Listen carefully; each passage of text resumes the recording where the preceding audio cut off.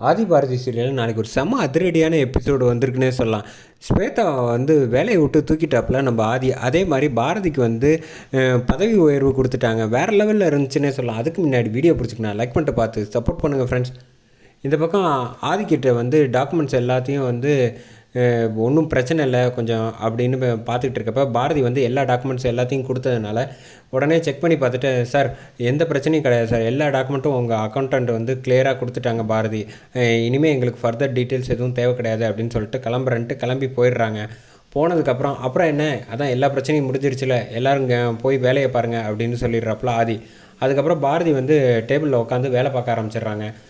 ஆதி வந்து பாரதியை அழைச்சிட்டு கேபினுக்கு வந்துடுறாங்க. கேபினுக்கு வந்தோன்னே வந்து அவங்க சேரில் வந்து உட்கார சொல்லிடுறாங்க.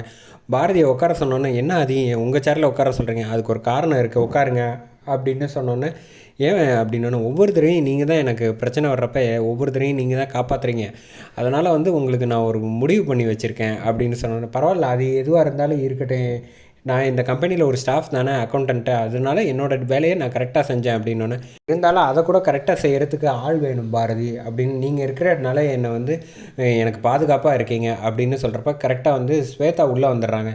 ஸ்வேதா உள்ளே வந்தோன்னா, நல்லா இருக்குது ஆதி, பாரதியை வந்து எதுக்கு இங்கே சேரில் உட்கார வச்சுருக்கீங்க, இதெல்லாம் உங்கள் வீட்டில் வச்சுக்க கூடாதா, இது என்னோடய இடம் அப்படின்னு சொன்னோன்னே, அதெல்லாம் இருக்கட்டும், நீ ஏன் வந்து என்னை கேட்காம வந்து நீ காசு எடுத்துகிட்டு வந்த, அதனால தான் வந்த எல்லா பிரச்சனையும், உனக்கு வந்து கொஞ்சம் கூட வந்து ரெஸ்பான்சிபிலிட்டி பொறுப்பு எதுவுமே கிடையாது, நீ உண்மையிலே வந்து பாரதி வந்து ஏதோ அக்கௌண்டண்ட்டாக இருந்து அவங்க மேலே வந்து நீ ஸ்வேதா உன்னால் வந்து ஒரு சின்ன விஷயத்தை கூட ஹேண்டில் பண்ண முடியாமல் பயந்து ஒளிஞ்சிட்ட பார்த்தியா, அதில் மட்டும் இல்லாமல் நீ இன்னொருத்தவங்கக்கிட்ட ஸ்டாஃப் கிட்ட வந்து கை காமிச்சு விட்டுட்ட பார்த்தியா, அது ரொம்ப ரொம்ப தப்பான குணம், அது வந்து மேலே வந்து ஒரு பதவியில் இருக்கிறவங்களுக்கு அழகு கிடையாது அப்படின்னு சொன்னோன்னே, பின்ன என்ன சொல்கிறீங்க அப்படின்னு, உங்களை கேட்காம நான் செஞ்சது தப்பா அப்படின்னோடனே, தப்பு தான், நான் உன்னை தப்புன்னு சொல்கிறத விட நீ வந்து அதுக்குண்டான டீட்டெயில்ஸ் எல்லாம் எடுத்து வச்சுட்டு பக்காவாக ஃபேஸ் பண்ணியிருக்கணும், தப்போ சரியோ வந்து ஒரு விஷயத்தை வந்து பயப்படாமல் செய்யணும், அந்த விஷயம் உங்ககிட்ட துளி கூட இல்லை, அதனால் நீ இனிமேல் இந்த கம்பெனியில் இந்த பதவியில் இருக்கிறதுக்கு லாய்க் கிடையாது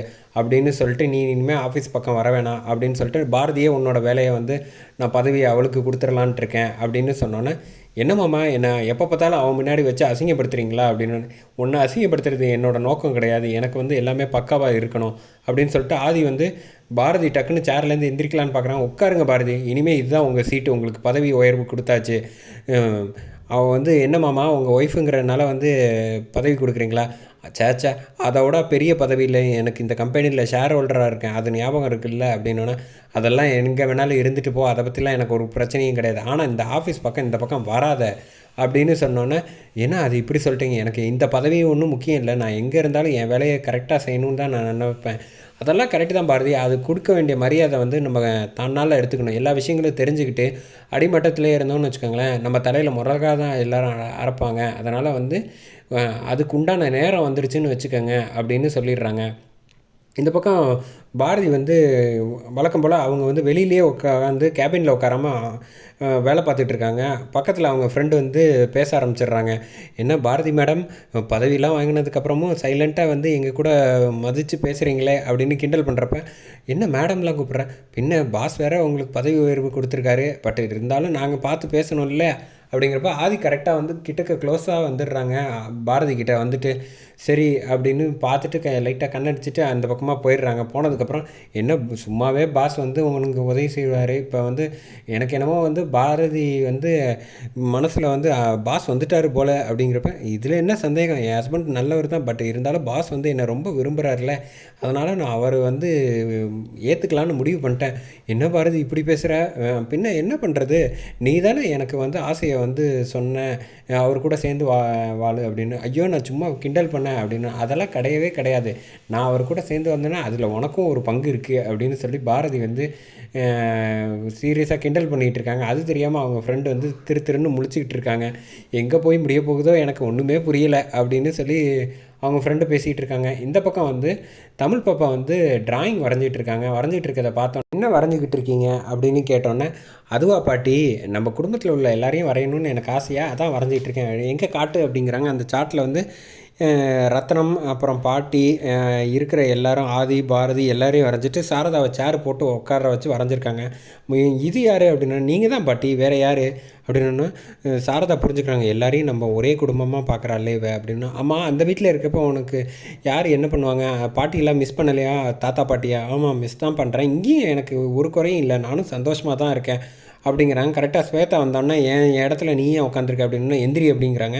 ஏன் குழந்த உட்காந்துருந்தா என்ன பிரச்சனை அப்படின்னு சாரதா கேட்டேன். அத்தை சும்மா இருங்க, ஆஃபீஸில் அவள் என் இடத்த பிடிச்சிக்கிறா, இப்போ வீட்லேயும் வந்து இந்த தமிழ் வந்து என் இடத்துல உட்காந்துருக்கா அப்படின்னோடனே தள்ளி விட்டோன்னே, தமிழை தள்ளி விட்டோன்னே பலாருன்னு கோவம் இருந்து அடிச்சிடுறாங்க.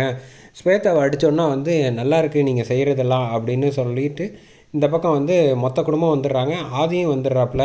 உண்மையை சொல்லவா அப்படின்னோடனே, என்ன உண்மையை சொல்லவான்னு ஆதி வந்து கேட்குறாப்புல. அதை கேட்டோன்னா சாரதா அதிர்ச்சி ஆகுறாங்க. ஒன்றும் இல்லைன்னா சமாளிச்சுட்டு அந்த பக்கம் போயிடுறதுக்கு அப்புறமேட்டுக்கு ஆதி வந்து தனியாக வந்து அவங்க அம்மாவை பார்த்து பேசுகிறாங்க. அம்மா, நீ வந்து எங்கள் பாரதி மேலேயும் தமிழ் மேலேயும் அதிக பாசம் இருக்குது, ஆனால் அதை வெளிக்கொண்டு வராத லெவலுக்கு உங்களை ஏதோ ஒரு விஷயம் தடுக்குது. இந்த குடும்பத்தில் நீங்கள் வேறு எதுக்கோ நன்றி கடன் பட்டிருக்கீங்க, ஆனால் என்னன்னு தெரியலையே. அம்மா எந்த தப்பு செஞ்சாலும் நான் மன்னிச்சிருவேம்மா, நீங்கள் வந்து பழையபடி என்னோடய அம்மாவாக மாறணும், அதான் என் ஆசை அப்படிங்கிறாங்க. அதோட முடியுது எபிசோடு.